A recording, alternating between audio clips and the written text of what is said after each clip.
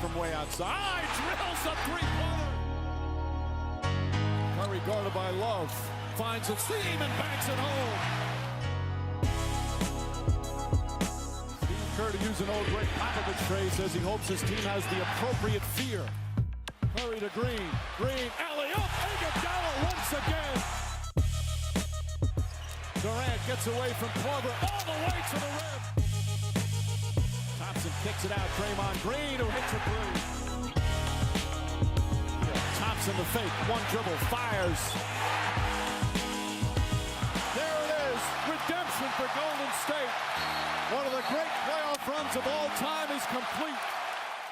I mean, come on, it's you got a bunch of guys who are talented and can shoot and pass and dribble, and they're unselfish.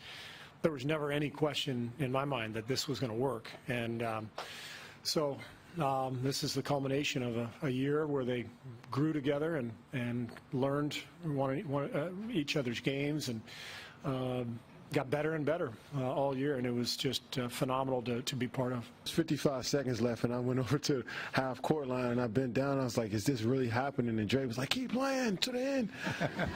Andre Iguodala was like, keep playing. We got 50 seconds left. And I'm like, bro, we about to win the title. And, you know, so I just tried to stay in the moment the whole series, and I think that worked for me. I remember plenty of times throughout my career, I continue to just look in the past and look ahead and not stay in the moment. In this series, I just stayed in the moment, and we did it together, man. What started in a Hamptons beach house ended with a coronation. Kevin Durant gets a ring and is named Finals MVP. Hey, welcome to SI Now. It's Tuesday, it's June 13th, and I'm Maggie Gray. Co-hosting with me today, I couldn't be any happier. My partner on the Moose and Maggie show on CBS Sports Radio, Maggie. Mark Malusis, is here. Jordan Schultz has been with us all playoffs long. I can't believe that the NBA season is over, but they called this a gentleman's sweep, but there was really nothing polite about the dominance that the Warriors showed throughout this series. We're going to talk about Kevin Durant's performance in just a moment, but guys, we heard the word redemption thrown around quite a bit throughout these finals. Jordan, does that fit? Is that accurate? Did the Warriors get redemption last night? For me, they definitely did, in the sense that they got Cleveland. They got them back, you know, and they were down they were up 3-1 last year. They blew the lead. We all know what happened with Green and Bogut. This year, they're up 3-1. They're on their home floor. They close it out, and they do it in a way that I think was so cool. Steph Curry quietly 34 and 10. Durant, his fifth straight 30-point game. And then obviously Steve Kerr on the bench, which is super cool. For me, they got all the redemption and more. Yeah, I'm not so sure. I think individually. I think when you look at Draymond Green, I think when you look at Steph Curry, I think when you look at Klay Thompson, I think individually, right? But they're never going to get last year back, right? They set the regular season win mark. Draymond Green was on record saying, well, if we don't go out there and win the championship, what we did in the regular season means absolutely nothing. That will always be part of their history, the fact of how dominant they were in the regular season, and then ultimately they failed in the NBA Finals and blew that 3-1 lead. Plus, Jordan, this is a completely different basketball team. I mean, when you add Kevin Durant, when you add a top 3 player on any given day in the entire sport, maybe top 2 player in the entire sport, it really changes the discussion. Yeah. I think that Draymond definitely gets redemption, because there was a moment in Game 4 when he could have lost his cool again. He did lose his cool, but it could have escalated to a point where the referees would have had a decision to make and the league would have had a decision to make. And he didn't do that. He even said going into the season he was going to try to dial back the technical fouls because he didn't want to put himself in the position of last year where he really hurt the team. So for Draymond, definitely redemption. For Steph Curry, who is healthy this year, definitely redemption. But I don't see the redemption for Durant. I mean, he played against LeBron. That feels like a lifetime ago. They were both on different teams. I know that Durant's been chasing LeBron, but in the meantime, LeBron's rattled off 3 rings, in that stretch. So, or 2 more since beating Durant. Well, I think you make the argument for Durant, and we're going to get into this in a little bit, would be individually for him because of his decision last July 4th, Jordan, to leave Oklahoma City and to go to Golden State.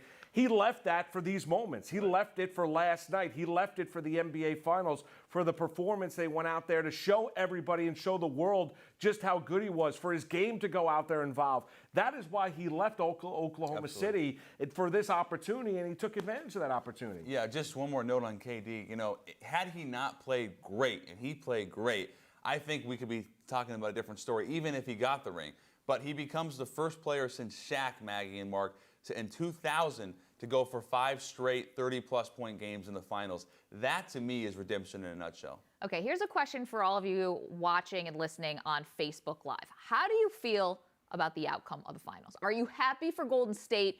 Or does something just not feel right just about how super the super team was? I mean, is there a little bit of an ick factor here? Because even Steve Kerr, was joking around after the final buzzer, and he's giving his post-game interview saying, I'm sorry, we didn't have to work Kevin Durant in.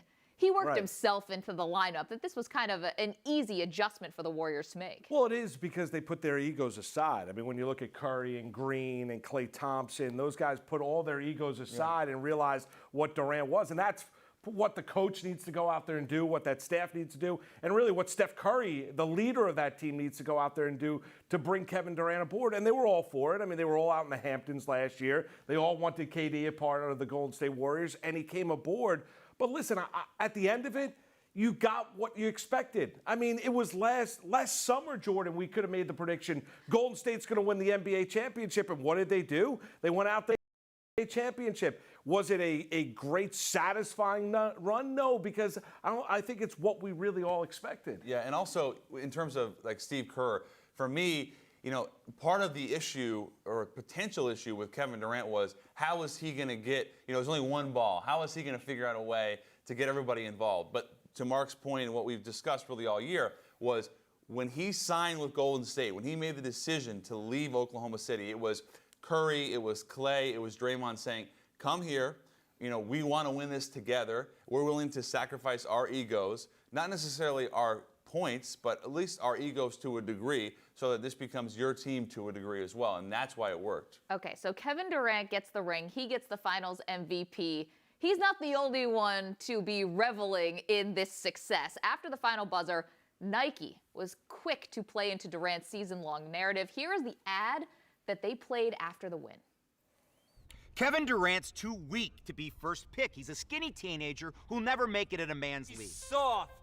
S-O-F-T. He has got some offensive skills, but you have to play defense. In my opinion, he's just all right. Yeah, he might drop 40, but he's not a real leader. He don't have that tenacity. He don't got that danger. Scoring title's great. MVP, big deal. Kevin Durant will sign with the Warriors. Oh, you got to be kidding me. Traitor. We gravy train. That was the weakest move ever. That's what you call loyalty? Durant out for 6 weeks. Cry, baby. The finals begin tonight. Durant's playing at a whole other level. And it's over. KD has his first NBA championship. It's in the...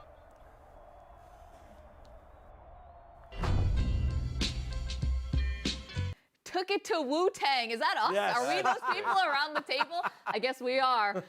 Okay, they said debate this, Durant's legacy. Jordan, I'll give it to you. This dude, debate it. His legacy it's not cemented. He's an all-time great, that we know. But in terms of an all-time winner, that is yet to be determined. But to go out and like I said, to average 30 plus, 35 in the finals, and do what he did in terms of scoring the ball, the efficiency, ingratiating himself into this team, that to me is pretty cool because a lot of superstars can't come into an already superstar-driven team and be great. So, yeah, we can criticize him for chasing rings. I don't know if it's fair. Maybe it is, but he certainly played his part perfectly, and you got to give him credit for that. He did. I mean, the commercial you can get, I mean, everybody loved him coming out of Texas, right? He was the number 2 overall pick. I mean, so don't let the truth get in the way of a good narrative if you're Nike, right? So he was a wonderful player at Texas. He did it all. He came into the league, was an elite-level scorer, has been an elite-level scorer, grew frustrated. Here's the one thing. He did not ride the coattails of Curry, Thompson, and Green and win this championship. He was really the fuel to the engine throughout the course of these NBA Finals, and that is the thing that separates him. That's why he was the deserved MVP of the NBA Finals. He hits the big three in the face of LeBron James in Game 3, down 2, late, under a minute to go, to ultimately prove to be the game-winning shot against the Cleveland Cavaliers to put them up 3-0. What Durant did, shooting percentage-wise, 55% from the floor, over 42% from three, it was utterly remarkable. Okay, he didn't ride the coattails on the court, but he No. did join a team whose culture was in place and was such that the unselfishness, the lack of egos, maybe anything that he had experienced tension-wise with Russell Westbrook, that was just not a factor on this team. So in a degree, or in a way, did he actually come in and ride the coattails of a team, not basketball-wise, but culture-wise, and he joined an already good thing? Well, I think he did. I mean, I don't think anyone's going to go out there and deny that he went to a team that just went to the NBA Finals and blew a 3-1 lead. That was the NBA champion the year before. You can't be there and say, well, Kevin Durant was there when they built it, because that is clearly not the case. I mean, the house was built already. Durant came in and made the house a little bit nicer. I mean, that is what Kevin Durant did. So Durant's the attic. Right, Durant's, where he, they remodeled the basement. He's the man room. He's the man's room downstairs. The man cave. Right, the man cave downstairs. That is what Durant went out there and did, but it does not take away from his brilliance as a player and how he evolved Jordan as a player this year. I heard Hubie Brown talking about this, and it's dead on correct. Assists, rebounds, defense, everything that he did this year, he evolved as a player, and he sacrificed in the regular season. And look at his shots per game in the NBA Finals. They went up. Yeah, if Durant was a Ferrari coming into this season, he also showed a little Jeep Wrangler going. Right. The way he defended, this guy guarded 3 positions. He guarded LeBron. He was asked to switch on to point guards. He did all of that. And he scored, like you said, 35 a game, shooting 55% from the floor. I don't believe they win the series without him. I think he was that good. Okay, so sorry, but it's 1 sec. We have a segment we like to do called Hoopatheticals. Well, Scott Hubble out there on Facebook, you must know about our Hoopathetical segment because this is a great Hoopathetical or hypothetical. Put Durant on the Cavs and LeBron on the Warriors. Do the Cavs even win one game? I think they get one. Another gentleman's sweep. Another gentleman's sweep because they're what, 1 and 2 with the best players we believe in the world. I think they get one game and maybe they get two. Maybe he gets 50. I don't see it. I really don't because of everything LeBron James does. He averaged a triple-double. First time in NBA Finals history that players averaged a triple-double. Everything that was on LeBron's plate, being the facilitator, I think if you stick James on the Golden State Warriors, I don't see how they lose with the ability of Thompson, Green, and Curry. Curry to shoot the ball from the outside, the other two to go out there and be willing defenders. I don't see how Maybe Golden that's State... the more interesting one. Right. Do they sweep with LeBron? Yeah, that's exactly right. KD, why did they lose? And then you get into this other discussion when moving forward, when you look at this Golden State team, Jordan, are they the best team in NBA history? I think they are. You do? Yeah. The argument is they didn't win, they didn't break their record of 73 wins. They won 67, they go 16-1 in the playoffs, and Durant missed 6 weeks during the regular season. So that's, for me, why that argument's moot in terms of them not breaking their regular season record. What about how this game is played, though? I mean, everyone's going to bring up, say, the 96 Bulls, right? Okay. And everyone's going to look at Pippen, Jordan, and they're going to look at Dennis Rodman. They lost 2 to Seattle in the finals. And that's fair. And that had, a Seattle team was pretty good when you look at Peyton and what Sean Kemp was at that stage. But the style of the game was completely different, too. I mean, if I were to take Chicago and I were to take Jordan and Pippen and put them into the league now, right, at their peak, which they were at that time, where you can't use an arm bar, right, where there is no hand checking whatsoever, what is Michael Jordan going to average? 45 a game? Yeah, I mean, what is he going to be able to go out there and do when there's little to no resistance, right? You can't play physical. You can't knock guys down to the court because you're going to go out there and get thrown out to the game. So it's easy right now to go out there and say Golden State is clearly, because of what they've accomplished, the best team in NBA history. But the game and the rules have changed so dramatically that it's hard to go out there and take other great teams of the past. If I took the 96 Bulls and stuck them in 2017, I'll tell you, Jordan, I think they'd be just as dominant. I think one thing we can agree on is if you put Bob Cousy and John Havlicek in the NBA today, they wouldn't make any D-League roster. That's the difference between... Well, the athletes have changed so much as well. Without a doubt. Keep the comments on Facebook Live coming in. We're getting a lot of pro-Durant comments. KD, one of the best of all time. What do we got here? KD, yes, Golden State. A lot of exclamation points, a lot of thumbs up happening on Facebook Live, so we appreciate that. As I said, keep them coming. Now, as for Durant, his first 10 finals games were really a revelation. Here is a closer look at how he stacks up to other finals legends.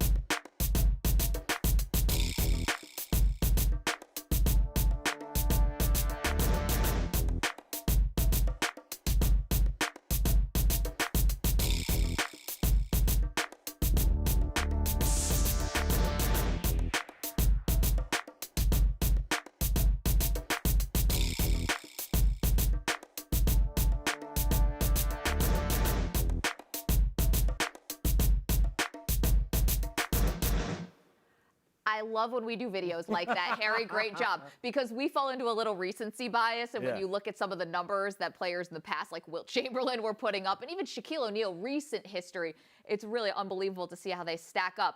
We've talked a lot about the Warriors. We're going to continue to talk about the Warriors, but we should talk about the Cleveland Cavaliers. And it's a simple question, but there's not a simple answer, Jordan. What can they do to contend with the Warriors? They are clearly outclassed, okay? They're the second best team in the league, but there's a considerable drop, I believe, from Golden State to them. Even though they contended in a couple games, they won a game. So here's what they need to do. I think they got to get another wing, a playmaking wing. Gordon Hayward is a free agent. We've heard the Paul George rumblings. Those are the two guys that come to mind, maybe a Jimmy Butler. But this would have to be in a potential sign-in trades, with a Paul George. So I don't see that happening. Cleveland has the problem with Cleveland is they have such little flexibility in terms of the cap. I don't know what they really can do. They need a playmaking wing. I believe they need a big man other than Kevin Love that can really block shots, because that's not what he does. So their roster. It's not supposed to be Tristan Thompson. Right. It's not going to be him, and they're paying him a tremendous amount of money. So they don't have a lot of flexibility. If there's one thing they can do, potentially, it's give up a lot to go out and get Paul George, and that's only if you believe, Maggie, that you can beat Golden State with him. If you just think he's going to make you a little better, and you have to mortgage your future, it's not worth it. Well, I mean, Jordan, we would agree. I think it would make them a lot better. I agree. I think it would. I think it would be a better matchup if you're just looking at the singular matchup of the Golden State Warriors next year. If you stick Paul George on this team and take Kevin Love off this team, what he can do athletically on the wing, plus what he can do scoring-wise. I mean, there's a reason why LeBron James was hugging Kyrie Irving after the game saying, "We'll be back." He wasn't saying that to the entire team. He was saying that to Kyrie Irving because that was the only guy in this entire series, aside from J.R. Smith's performance last night and in Game 4, that followed LeBron James and played well. I think it's a really, really difficult task right now for David Griffin. I don't know exactly where they go. The one piece they have to trade is Kevin Love, because everybody else, D. Will's got to go. You got to get rid of the guys Shumpert. Shumpert's got to go. Yeah, Shumpert's a good defender, can't help you offensively. And the other guys that they have on the team are so bad defensively, especially when you go up against a team like Golden State. You can't put Channing Frye on the court because he can't defend. Yeah, Korver to a degree didn't give him anything. Yeah. The problem is they don't have any playmakers. Like J.R. Smith is a shot maker, okay? Right. LeBron and Irving are their only playmakers. Look at Golden State. Their 6'8" power forward, Draymond Green, is probably their best playmaker in terms of the open floor, at least in the half court, other than Curry. So think about that. They don't have the versatility. No, and then when you look at this team and you think about bad performances, and we've talked about James and Kyrie Irving, you look at pick a guy off the bench. I'd look at Korver. Awful. Jordan. Awful. He shot 31% from three. And it gives you nothing else. Nothing else. So if he's going to not shoot, if he's not going to shoot the ball well. Defensively, he looked completely lost out there. Lost. I mean, players were just blowing by him. The elephant in the room here is Ty Lue, though. I mean, that's a good one. I don't want to say they're going to win that series with a better coach, but he was atrocious. The 2-for-1, the lack thereof, the substitution patterns. They didn't run any offense the last 5 minutes of games 3 and 5. Good point. And he looked like a deer in the headlights. And I know he's a young coach, but he was really bad. I'm going to go with Kevin Love on this one. And the numbers look like they tell a different story, especially his postseason numbers, because those are pretty good. But break it down into the finals. Really only averaging about 12 and 9, and field goal percentage and 37 field goals, 36 from 3. I mean, he also didn't pass the eye test for me, especially in crunch time. I mean, he had the good Game 4. But in terms of Game 5, he was just absent for full stretches. And he was so much better last year when they were coming back from 3 games to 1 down. Defensively, he sacrificed rebounding, defensive rebounding.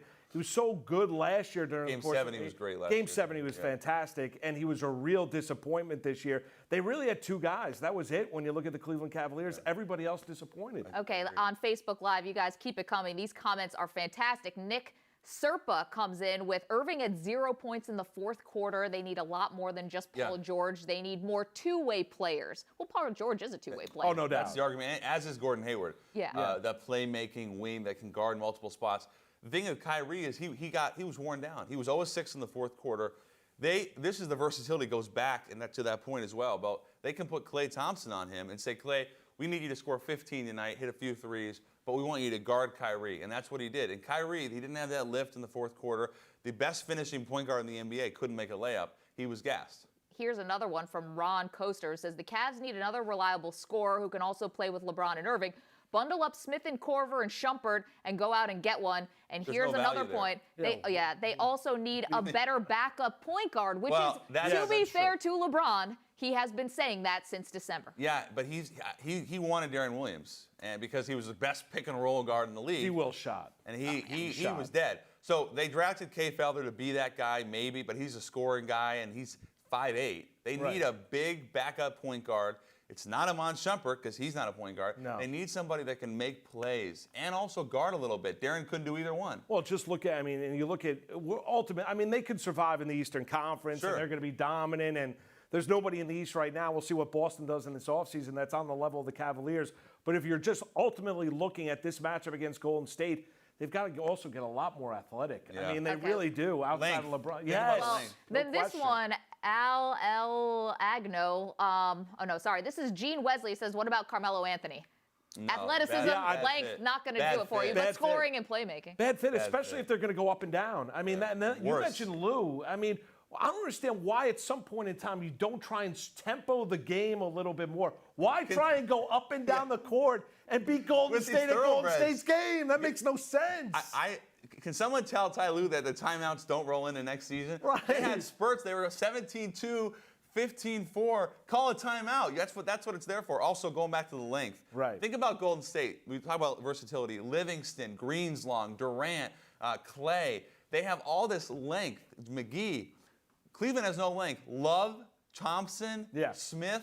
They don't have the versatility defensively. That's, again, the same point we've been making. Okay, so basically what it comes down to is the makeup of the team. This super team was not good enough to beat the super team of the Warriors. So let's go like Roman Coliseum on this. The Emperor would go like thumbs up or thumbs down. Love it. For David Griffin, the general manager of the Cavaliers, does he stay or does he go? I think he stays. I don't think, and his contract is up. He doesn't have a contract past this season.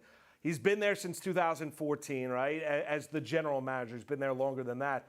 I think Griffin sticks around because I think there's been times, Jordan, where he's been given marching orders by LeBron James to go out there and do.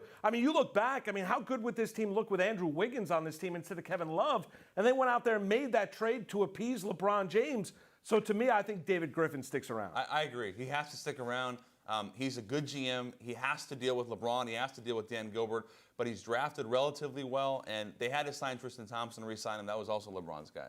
Okay, so, if I'm Griffin, I'm staying because what am I going to go remake the Orlando Magic? That doesn't really sound like that great of an option. At least the Cavaliers, you mentioned they're a little bit strapped up under the cap, but at least Dan Gilbert has shown that he will spend any amount of money that it takes. He'll and go LeBron there. will hold his feet to the fire, too. He'll make sure he does that, too. Absolutely. You mentioned Ty Lue. Thumbs up, thumbs down on Lue. Jordan, you've been down on Lue for a while. But who can actually coach LeBron? Well, there's a lot of young coaches out there. I don't know. I don't have the answers in terms of who should coach the Cavs. Right now, this is not a knee-jerk reaction. This is not prisoner of the moment. Maggie, I've been down on Ty Lue for the most part. The minutes, the rotations, and I know he didn't have a great roster, but the inability to flat-out run offense, they weren't focused defensively at all last night. They were totally disorganized. All of that goes to the head coach, and for me, that's the reason why Ty Lue should be gone. Well, and how do you have a game last night? I think he sticks around because I think he's LeBron's guy. Yeah. So I think LeBron will get his guy and keep him around. But the lack of use of timeouts to prevent the runs by Golden State. They had a 23-4 run last night, which turned an 8-point deficit into a lead at that point in time that they never lost. That is a time, if you're Ty Lue sitting on the bench, you've got to do whatever you can to stop that run because you know it's coming. Yeah, this is interesting. Sorry, I got distracted by Facebook Live. Thank you, KDL Flowers. What about Rondo as a backup point guard?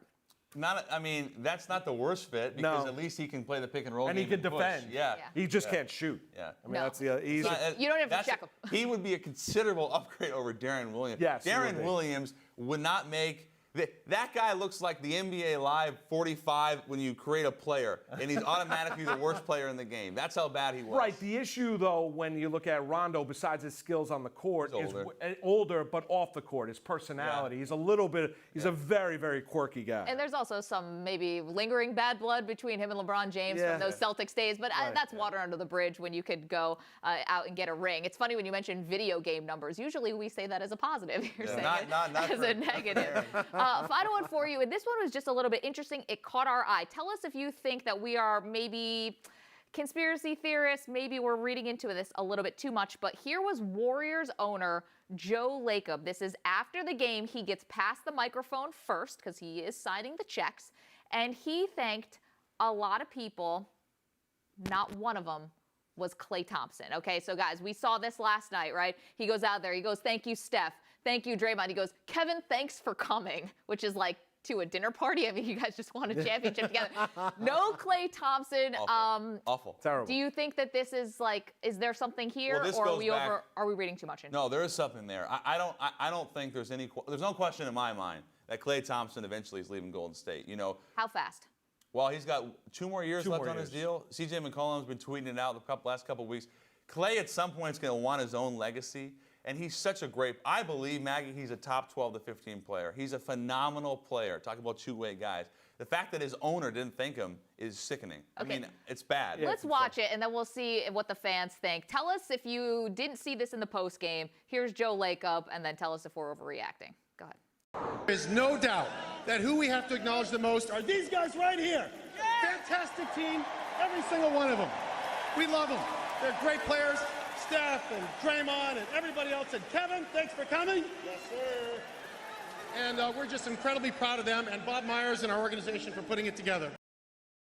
All right. Are we crazy, or is there something there? There's been so many Klay rumors, Moose. I mean, where there's smoke, there's fire, right? Yeah, but I don't think he's going to force his way out of town. I don't, because he's going to get paid the same. So and he's going to win, and so you want to have the opportunity to go out there and win championships moving forward. He's still under contract for 2 years, Jordan. After that, could I see him going? Yeah, I mean, that's an embarrassing job by the owner. It really is. I understand the moment, and you just won a championship. It's the big four when you look at it. It's Thompson, it's Curry, and what Klay Thompson can go out there and do defensively. I understand he didn't average 30 points per game, but what he goes out there and sacrifices individually for the betterment of the team makes that entire operation work for Steve Kerr. Yeah. I'm getting people on Facebook, just the quote from Rod, everybody else, and that's what Clay's now included in. Right. Everybody else. Yeah, he's just a guy. He's right there with JaVale McGee. Yeah, he's a JaVale McGee. He's kind of like an Ian Clark. Oh, JaVale McGee's going to make another appearance in this show before we're done. Do not think that we're sleeping on JaVale McGee.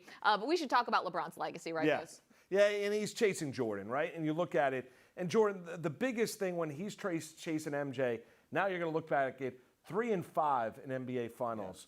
Yeah. What did this year's rendition and for LeBron James and his performance in the NBA Finals, what does that do for his legacy? I think it improves his legacy. Honestly, the fact that they were even in this series is incredible to me. They were so outclassed. We mentioned first guy to ever average a triple-double in the NBA Finals. It definitely doesn't hurt his legacy. For me, it improves it in the sense that he was so competitive. He's a warrior. He never died in this series. His teammates died. LeBron kept going, and he was the focal point, obviously, of everything Golden State tried to do defensively. He was unstoppable. The other thing about him, he's so unselfish. And people are going to say, he passed to Kyle Korver, made that mistake. That was a great basketball play. And that's what he's done his whole career. He's not a scorer. He can score, but he's a great basketball player. He's a great passer. Right. And he always makes the right play.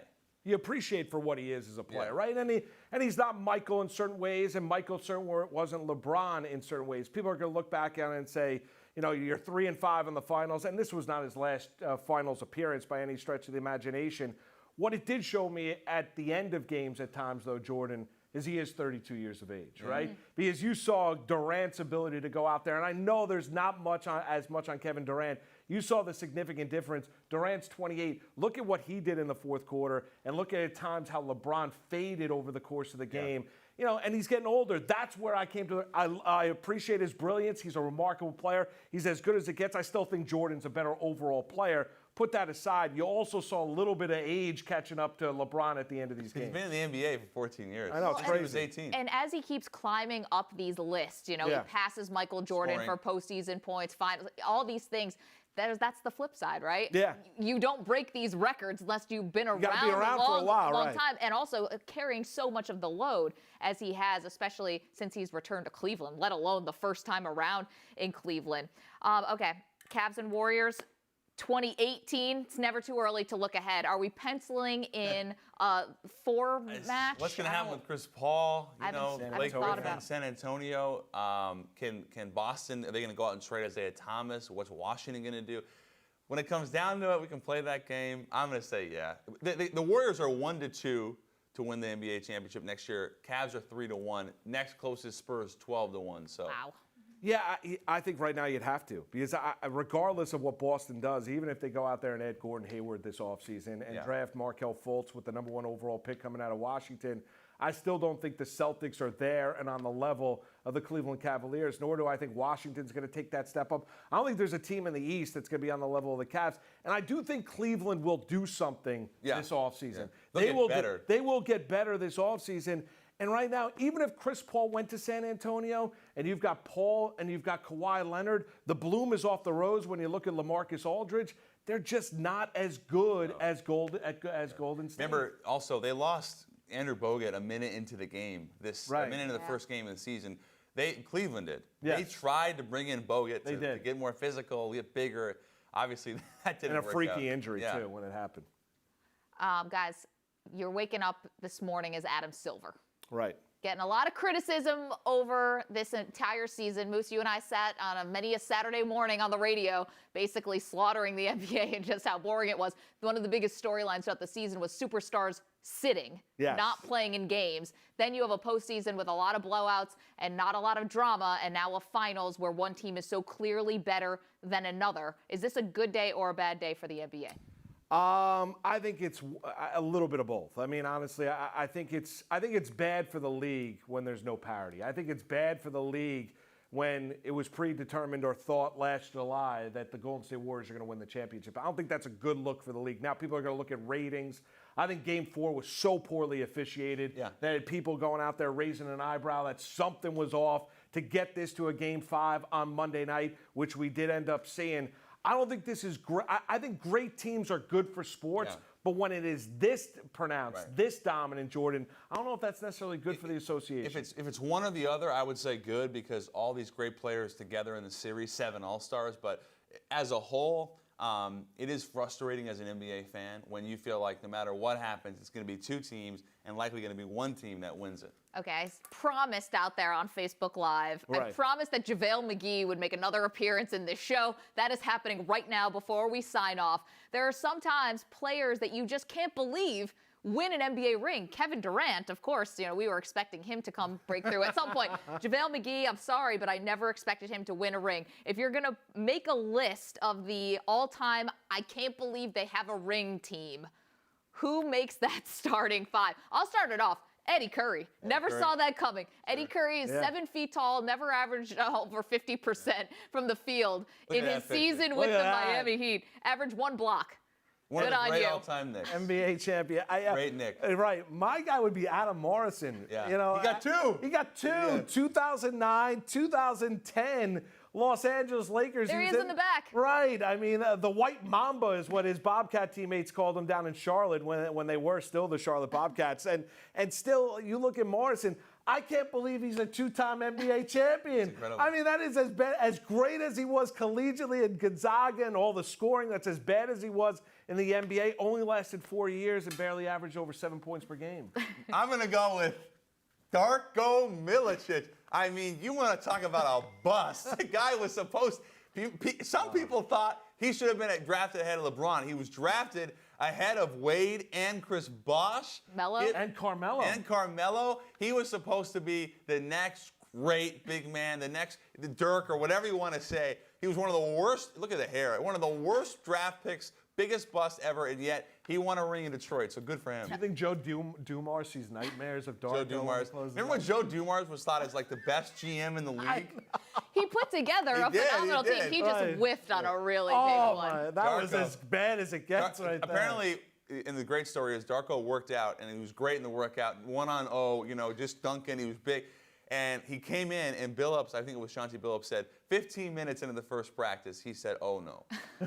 this kid can't play at all. Not only is he not going to be good, he can't even play in this league. Well, congratulations. You have him for the next 4 years, and he sits on your bench. As the Pistons go on to win a title, Rasheed Wallace comes over in a midseason trade, and they go on to win it all. Jordan, Moose, thank you guys so much. This has been a lot of fun. We've gone overtime. Thank you guys for hanging with us on Facebook Live. You were awesome. Thank you for all those great comments. Of course, we'll be back tomorrow at 10:30 a.m. Eastern. Moose is back with me. Can't wait for that. We're going to talk about the NBA and so much more. But until then, keep it locked to SI.com for all your latest news, and give us a follow on Twitter at SI Now Live. Let's keep this finals conversation going on Facebook Live. I'm about to jump in here and join you guys. We'll see you tomorrow at 10:30 a.m.